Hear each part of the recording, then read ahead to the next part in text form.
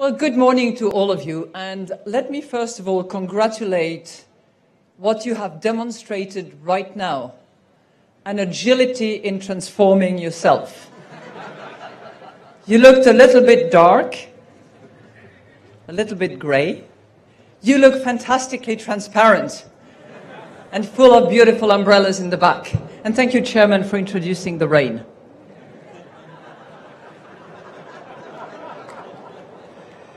It is a great honor for me to return to IIT and celebrate together. I would like to thank President Anderson for his kind invitation, to thank faculty members, board members, students, parents, grandparents, family members, and I would like to thank you for your patience and warm welcome. Let me start with a full disclosure. Back many years ago, I was indeed a member of the International Advisory Council of IIT, but this is not the reason why I want to disclose fully. Full disclosure of my highly personal interest in today's ceremony. I'm the proud mother of one of the 2,591 graduates whose accomplishments are being recognized today. And as an immensely proud mom,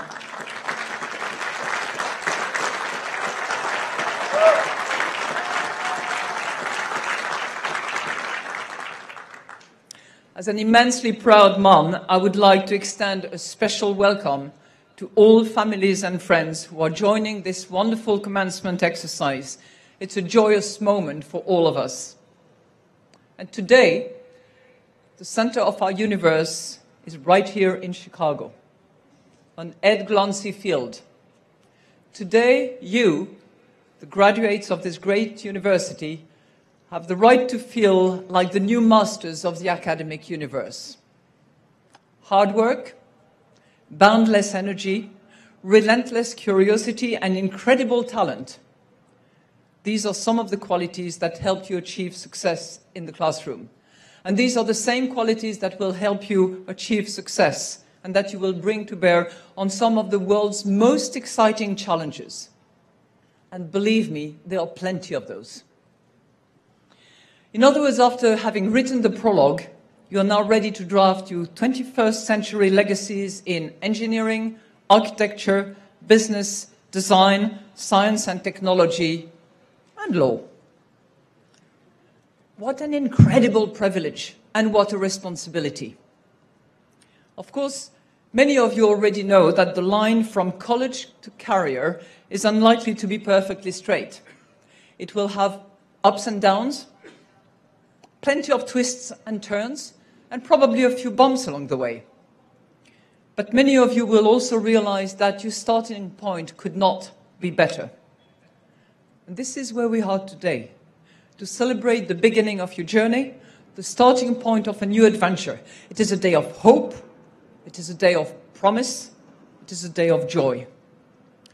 Now, with this in mind, I would like to talk about three things that could help along the journey.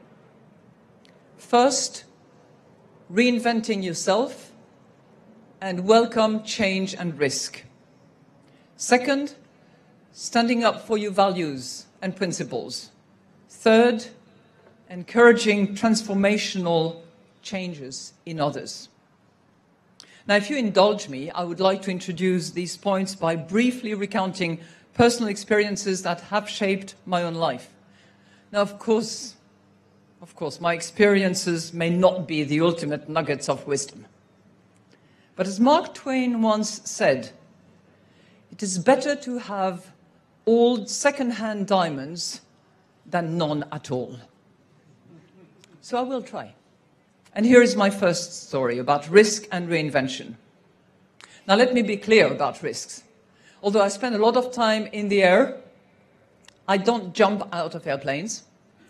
And although I move a lot of money around, I don't hang out in casinos. And although I am French, I hardly drink any wine. So far, so boring.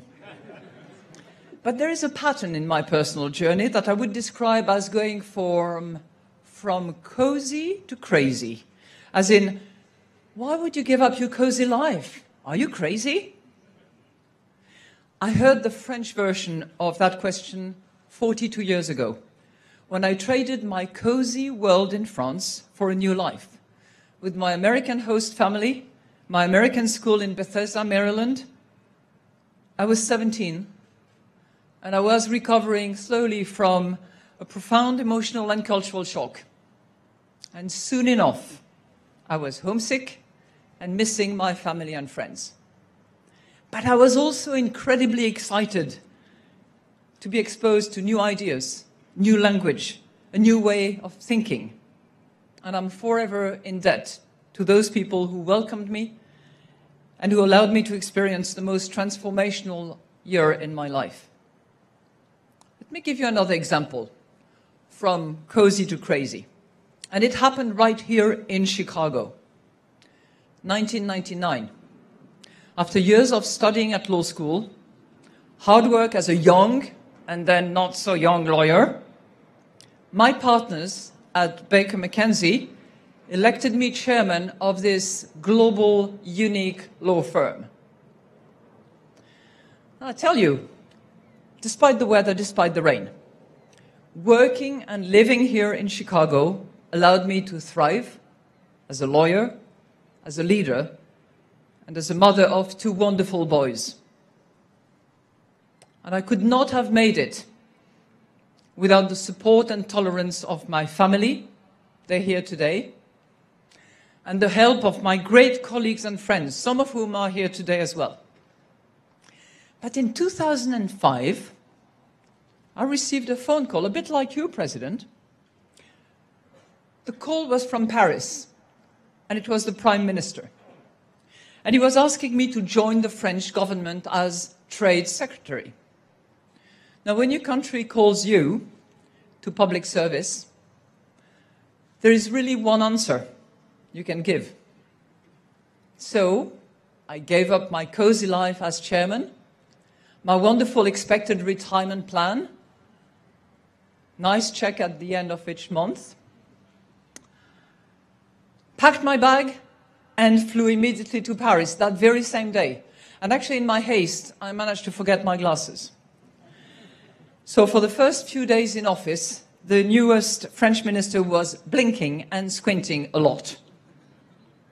But going from cozy to crazy allowed me to move from private sector to national public service and then to international public service, from France to the United States and to the world. And one of the major lessons I've learned during that journey is this: be prepared for change.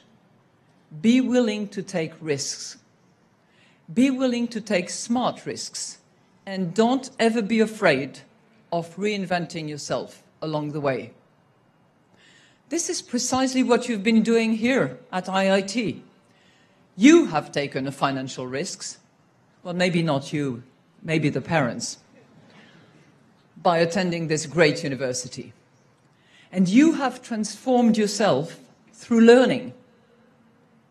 You are no longer the person who stepped into the classroom and into the dorm on the first day. So I encourage you to take smart risks and to raise your risk tolerance to the next level. And the next level is the global level. In today's hyper-connected world, I think it is more important than ever to take a global perspective in your personal and professional life. It's nice to hear the L train. 48% of you, the IIT students, are non-US nationals hailing from 97 countries, which shows, by the way, the remarkable openness and pulling power of this university. Now, traditionally, many of the students, post-graduation, would be thinking about staying here in the US. But I know that many of you are also happily considering returning home to pursue opportunities in fast-growing economies, particularly in Asia and Africa. China, India, Nigeria will call you. And these students are taking a truly global view. They will overcome boundaries. So too will their American classmates who want to leave a mark on the world. Think of the IIT architecture graduates who've been reshaping the skylines of cities worldwide, Mr. Baker. Think of the IIT engineering and business graduates who are now reshaping the world of smartphones, apps that drive our social interactions, financial transactions, and media consumption. Whether you are from Milwaukee or Mumbai, from Chicago or Shanghai, from Paris or Panama City, you have the opportunity to bring your act to the global stage. Imagine that you have no boundaries. And please, do not set mental boundaries for yourself. They're usually the worst. But let me add just a word of caution. Taking risks and reinventing yourself also means leaving room for the unexpected, for the perfectly unplanned. And that is particularly true in business and technology. I'm going to ask you 3 questions. Did you know that the world's biggest hotel company does not own any hotels? Did you know that the world's biggest taxi company does not own any cabs? And the world's biggest news agency does not own any newspapers? Now, of course, you know who they are. Who am I talking about? But of course, Airbnb, Uber, Facebook. Now, this company did not exist a few years ago. And it would have been unthinkable to even ask a question like that. But ever since a little company called Amazon.com or Wikipedia started selling books online, sharing information freely, we have come to expect the unexpected. Disruption through technology and market forces is the only known variable. And there is only so much in life that you can plan and foretell. Now, I'm not suggesting here that you should lean back and relax. Quite the opposite, actually. It was Thomas Jefferson who once said, "I'm a great believer in luck, and I find the harder I work, the more I have of it." And that brings me to my second story. Standing up for your values and principles. It does not always work. Let me give you an example. I highly, highly respect my fellow human beings. And as a young student, I just could not, and I still to this day cannot, accept the death penalty. So I decided to go to law school in France and become a criminal lawyer and defend death penalty cases. So much for my values and standing up for them. And fortunately, in the meantime, a new president was elected in my country, and his first act was to actually abolish the death penalty. So I carried on. As a young lawyer, I interviewed with the best law firm in the country. I was told that I was hired right away and would be paid a high salary.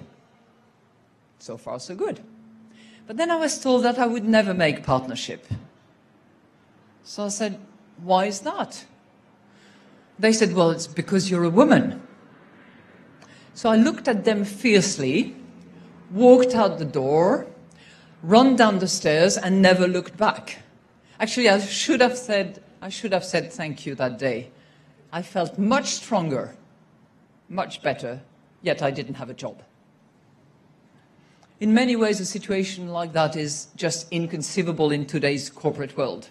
Any recruiter uttering these words would almost certainly face a discrimination lawsuit, and that is good. There are many values and ideas that are worth standing for. From my perspective, I've always stood for respect to other fellow human beings and gender equality.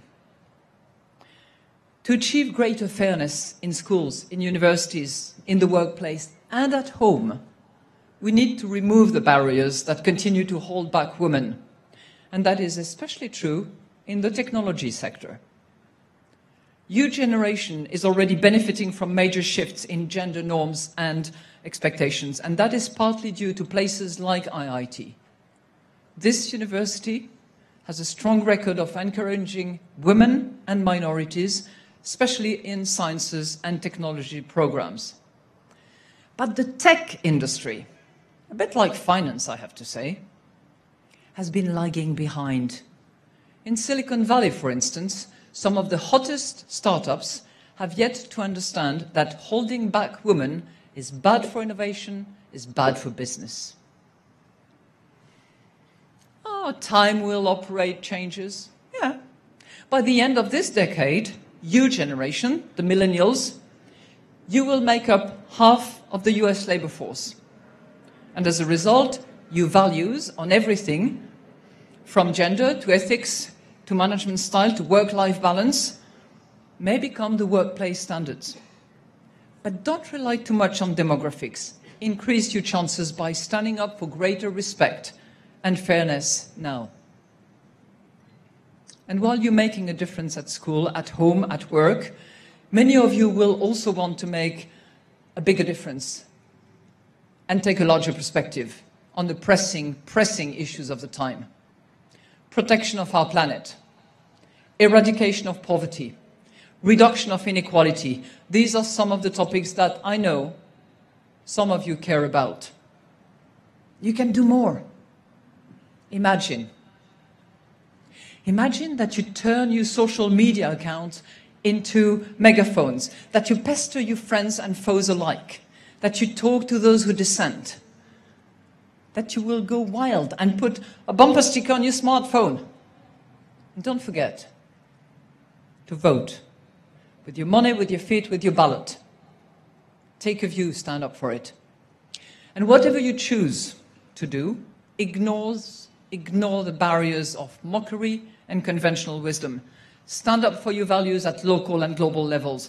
Trust me, you will feel better, you will feel stronger, and the next generation will thank you. This brings me to my final story about encouraging transformational change in others. Now, the real heroes of that little story that I'm going to tell you are really my great colleagues at the International Monetary Fund. In 2011, at the height of the sovereign debt crisis in Europe, my colleagues produced a highly controversial piece of research on European banks. European leaders had been insisting that the banking system was basically okay. But our analysis showed that these banks were sitting on massive amounts of bonds that were worthy only a fraction of the value listed in their books. We were pretty sure at that time that the emperor had no clothes, or little of it. And we were extremely worried that this could be the Europe's Lehman Brothers moment. So we took the research. I gave a speech in Jackson Hole, where all the bankers get together in August, to make a loud and clear call for action. How?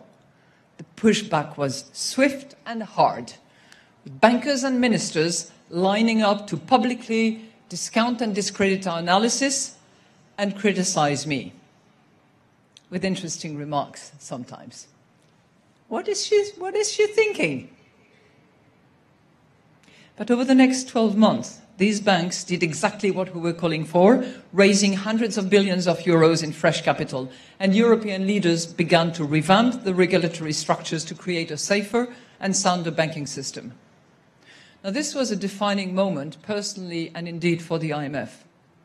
As you know, we lend money to countries in times of distress and trouble when nobody else is prepared to lend, so that they can get back on their feet, access the financial markets again. But we also play a key role in sounding global alarm bells and encouraging global cooperation. At its best, the IMF is, in the words of economist John Maynard Keynes, a ruthless truth teller. And in 2011, We told an inconvenient truth, and it mattered.